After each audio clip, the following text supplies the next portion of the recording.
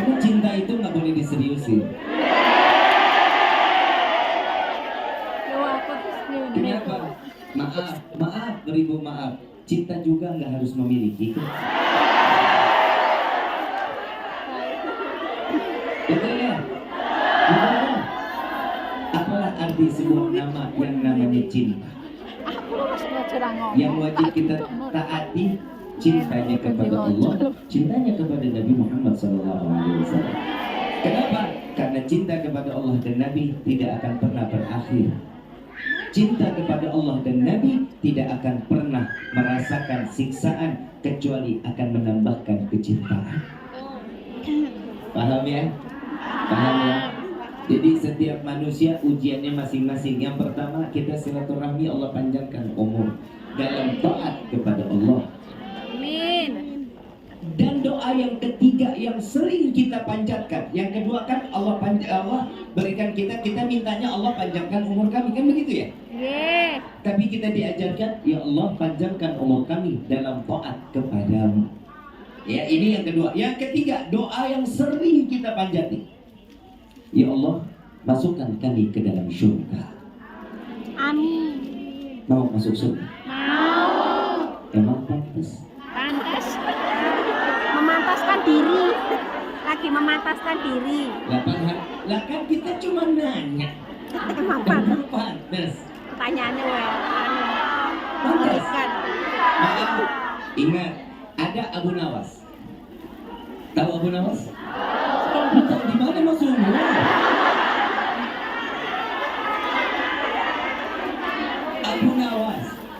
Abu Nawas seorang yang saleh, ahli ibadah. Abu Nawas ini setiap satu rakaat salat khatam Quran. Satu rakaat salat. Baina maghrib wa isya, dari maghrib ketemu isya, wiridnya, zikirnya baca kulhu 15.000 kali. Tahu doanya Abu Nawas? Ila stuli firdausi a'la wa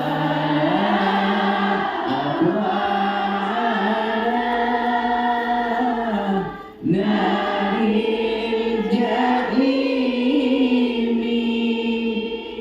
fahab li taubatan wa ghafir dhunubi fa innaka ghafiru dzambil.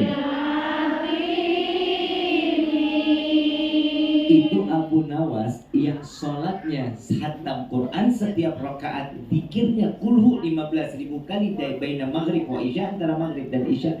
Doanya, ya Allah, hamba sadar tidak pantas masuk ke dalam syurga, tapi sungguh ya Allah, hamba takut masuk ke dalam neraka.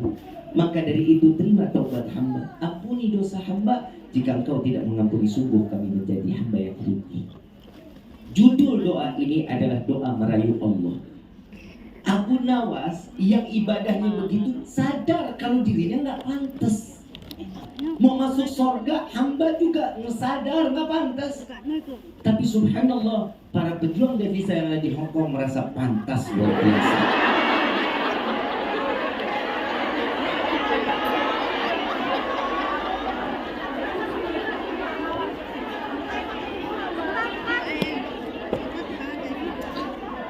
Taat sama suami, taat sama orang tua, cinta dengan diri sendiri dan membawa diri sendiri di dalam keselamatan, menjaga kehormatan, maka insya Allah kita salah satu orang yang dipantaskan masuk ke dalam surga. Amin. Saya diajarin doa sama guru saya Habib Quraish Bahar. Beliau bilang, Ki, ada satu doa yang diajarkan oleh Al-Habib Ali bin Muhammad bin Husin Al-Habsyi. Apa Habib doanya? Saya doanya pakai bahasa Indonesia aja ya, biar kitanya gampang. Apa pakai bahasa Hongkong? Boleh. Pada paham kan ya? Saya yang nggak bisa. Sosokan.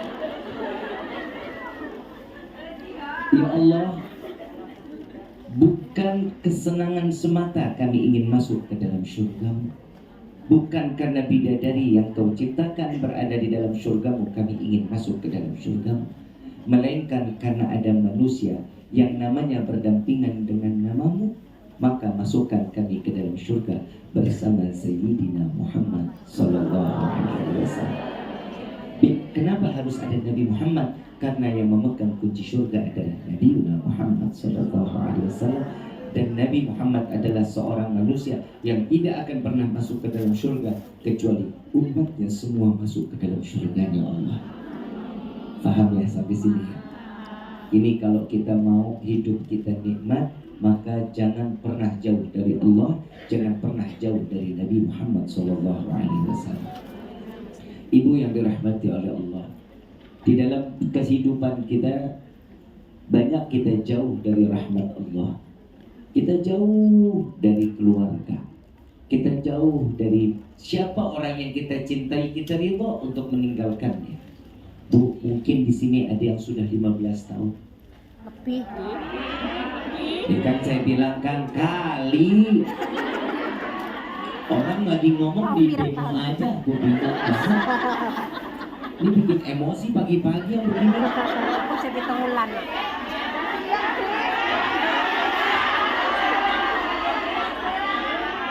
Makanya saya nggak pernah minta ya Allah tambahkan hamba kesabaran, nggak mau. Yang dihadapi yang begini mana bisa sabar. Yang pertama, pastinya di sini ada yang lebih dari 10 tahun atau 15 tahun. Udah lu dengerin aja, gue lagi mau ngomong lu dengerin aja ya. Ada yang lebih dari 10-15 tahun nggak ingat sama orang tua. Maaf, dengerin dulu. Bukannya lupa, tapi nggak ingat. Saking asiknya kerja, mungkin 1 tahun sekali telepon orang tua. Lama dah. Saya jadi wanti-wanti sama Bunda. Bib, awas lu. Jangan pernah menangin laki-laki di hadapan mereka. Mereka ini pengemis gitu. Mereka ini bisa dicekek nanti hari. Bu, nyari rezekinya ikhlas nggak?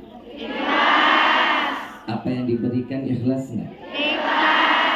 Ketentuan Allah, siapa yang punya aturan? Kita? Bisa harusnya cuma menjalankan, kan begitu?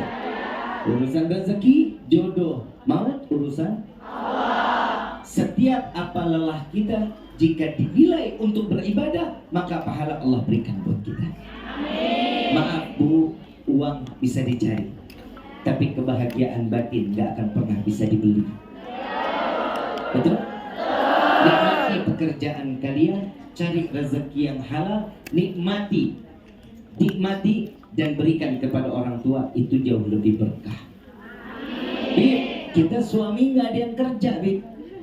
Bib, kita suami yang minta sama kita, Bib. Alah, nenelah. Dengerin dulu. Mikir apa ya, Ustaz? Jangan pernah mencaci maki seorang suami. Jangan. Kenapa? Sebejat apapun suami, tetap dia ridhonya Allah ada di tangan dia.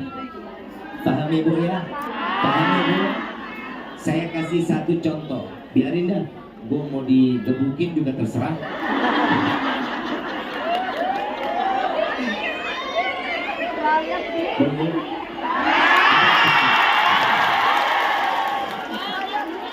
Saya jujur, saya bukan nggak mau berdiri. Saya kalau duduk ceramah saya lama. Kalau saya berdiri, saya pulang dari sini harus operasi liver. Jujur, karena saya sudah operasi yang kedua dan ini insya Allah yang ketiga. Gak usah, saya udah berdiri udah.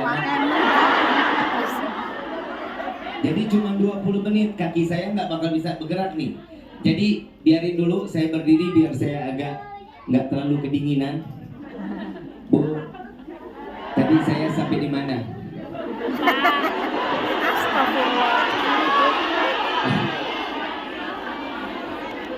Bu, ada satu perempuan menjadi bidadari surganya Allah. Tahu? Sabar. Mukanya cuma satu. Di sini ada kiri, ada kanan, ada kanan. Kalau saya kemari mahal. Sabar. Bunga kalau bisa 4 bulan sekali kemari ya. Hah? Sebulan sekali. Oh, bulan 5 kita ketemu lagi. Emang mau? Saya emang enggak.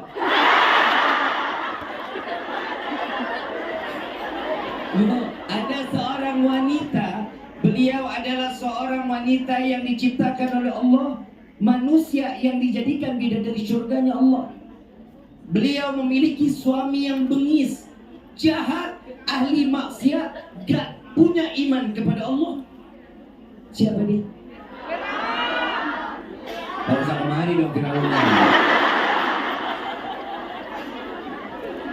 Siapa nama perempuannya? Siapa nama perempuannya? Suaminya Firaun. Tapi kok bisa seorang wanita pendamping Firaun bisa jadi bidadari surganya Allah? Bukan. Kalau taat sama Allah sudah pasti. Tapi dia sabar ngadepin suaminya. Kalau taat sama Allah udah pasti. Tapi dia tahu betul suaminya seperti apapun. Bib, saya punya suami tukang mabuk, sabar. Bib, saya punya suami tukang judi, sabar. Bib, suami saya emosian,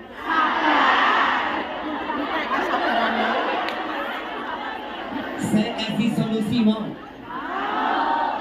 Bib, bangun tidur, suami udah marah-marah.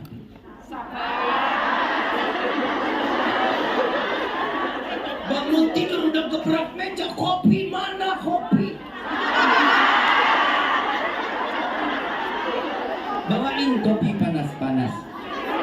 Jangan siap-siap. Ayah, kopi panas. Kasih di depan suami. Mau jalan kerja, cium tangannya. Fi amanillah ya. Lama saya telat. Apa? Begitu selesai suami jalan bersih-bersih rumah. Kalau lagi pulang. Begitu selesai suami pulang hujan gede. Kan pakai motor ya. Motor masuk ke dalam rumah sampai ke ruang tamu. Sambil pel. Sambil tanya, sayang, di luar hujan. Suami nyaut, matamu buta.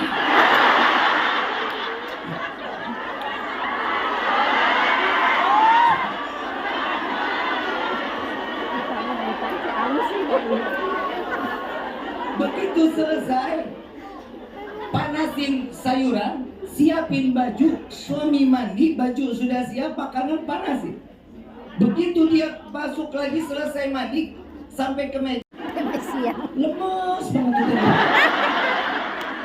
Kebayang dong, tempe lemes. Dia buka tudung saja, dia gebrak mana makan malamnya. Bawain sop panas-panas. Jangan. Ayah, ini makan malamnya sudah disiapin. Harus deketin, makan semuanya deketin. Lauknya, nasinya sendokin. Kalau lagi Bib, saya sudah berusaha. Saya sudah semaksimal mungkin, tapi emosinya labil, Bib. Masih terus-terusan emosi. Padahal saya yang nyari rezeki. Cukup sampai di situ, minta kepada Allah, ya Allah, kembalikan suami saya yang seperti dulu, tetapkan hatinya dalam iman kepadamu dan jaga hatinya untukku. Ini maaf, doa seorang istri itu nggak ada hijab. Doa seorang istri itu nggak ada penghalang kehadapan Allah. Bu, sejahat apapun laki-laki, tatkala ibu sudah membuka pintu langit, Allah kabulkan doa, Allah kembalikan suami tersebut menjadi suami yang saleh. Ini belum selesai, ini masalah sabar. Terusin nih. Nah sini. Begitu dia selesai makan, ibu ambil tuh. Yang namanya selesai makan kan boleh dong refreshing nonton sinetron. Buka Netflix juga nggak apa-apa. Betul nggak? Nonton Air Mata di Ujung Sejadah. Mulai tanggal 8 buka tuh di Netflix. Tapi kok anak saya main di situ. Yang jadi Baskara anak saya. Emang belum nonton? Sama sekali. Sekarang banyak Berarti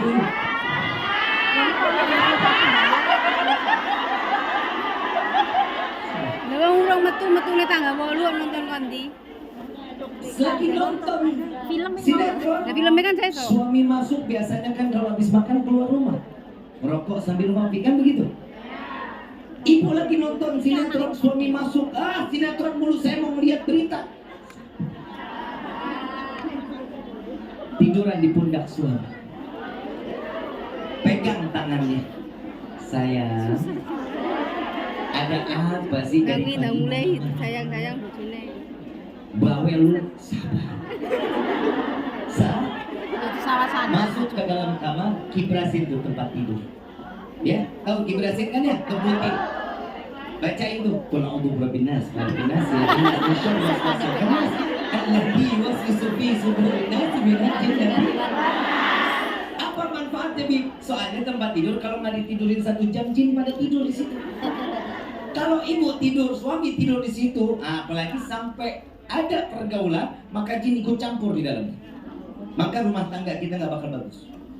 Makanya Nabi SAW ngajarin tuh, baca surat An-Nas sama ditutup sama sholawat. Allahumma sholli ala sayyidina Muhammad wa ala ali sayyidina. Wih, lagi kebutin, Bib, suami masuk, lama saya ngantuk.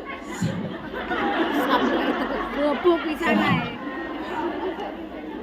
Udah capek dari pagi ngurusin rumah, ngurusin suami, mobil nggak selesai, baru pengen tidur enak banget, Bib. Suami udah mulai gigit pan. Ngorok, Bib, masya Allah ngoroknya.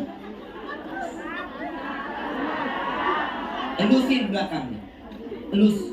Allahumma sholli ala sayyidina Muhammad wa ala ali sayyidina Muhammad. Jangan dibacain Yasin. Itu bukan sakratul maut. Takutnya dia lagi ngorok dibacain Yasin, sakratul maut.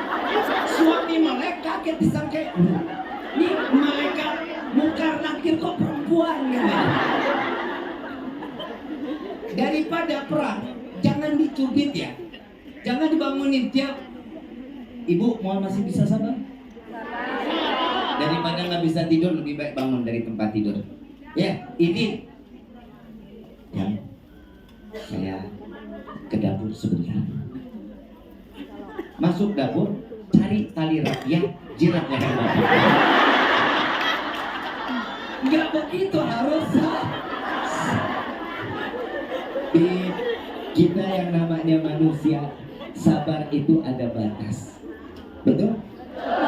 Padahal Allah tidak pernah memberikan satu batasan di dalam kehidupan, kecuali dia pandai beribadah, maka Allah selamatkan kehidupan mereka. Bu, di sini saya nggak membela laki-laki. Bukan berarti saya laki-laki wajib harus benar, enggak. Ibu adalah bidadari-bidadari surga ya Allah. Kalian yang lebih pantas untuk dibela. Saya di ultimatum dari kemarin, Bib, jangan pernah yang katakan Habib selalu memenangkan laki-laki. Itu bagian Jakarta. Bagian di sini rumah tangganya rukun kok. Amin. Orang mana-mana didoain mah hahaha hahaha. Amin gitu. Oh banyak janda.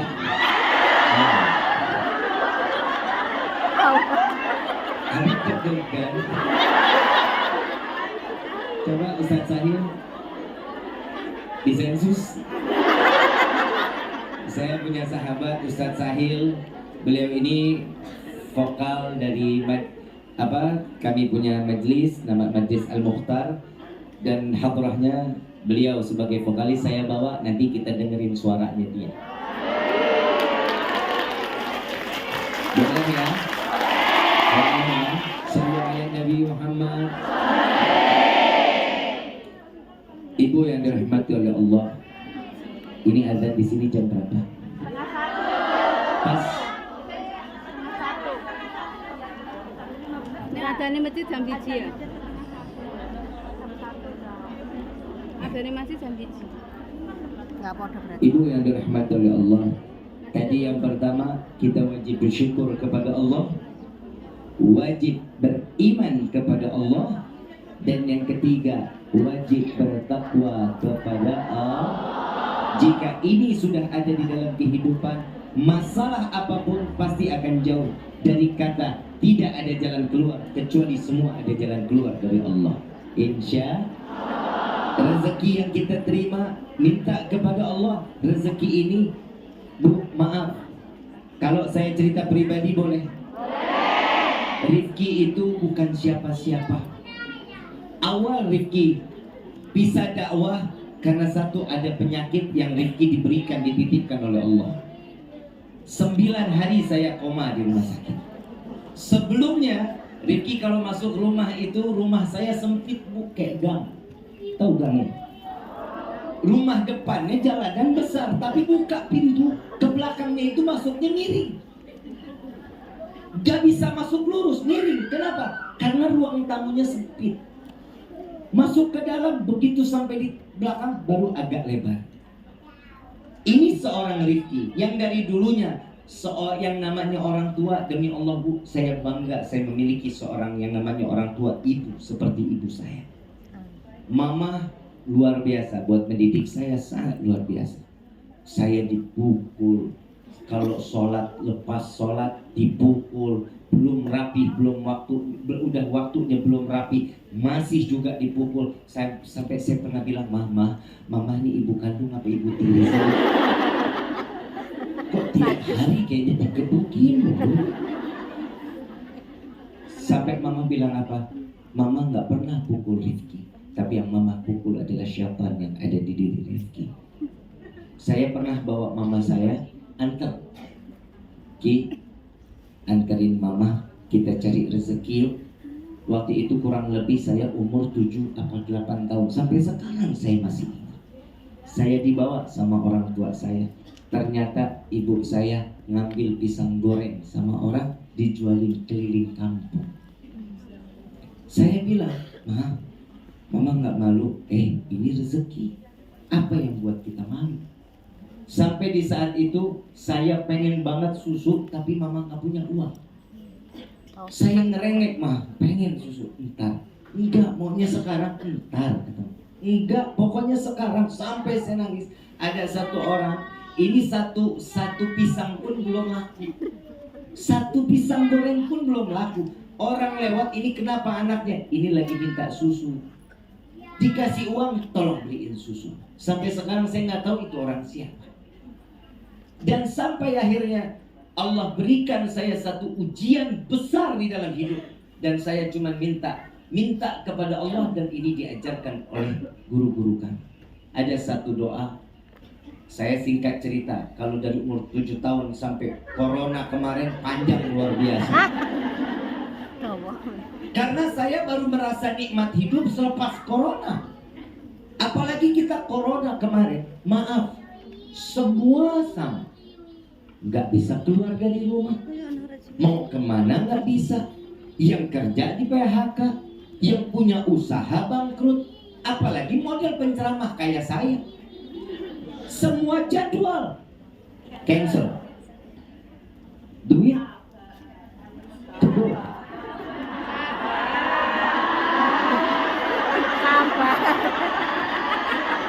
Baru nikah pun dibalikin.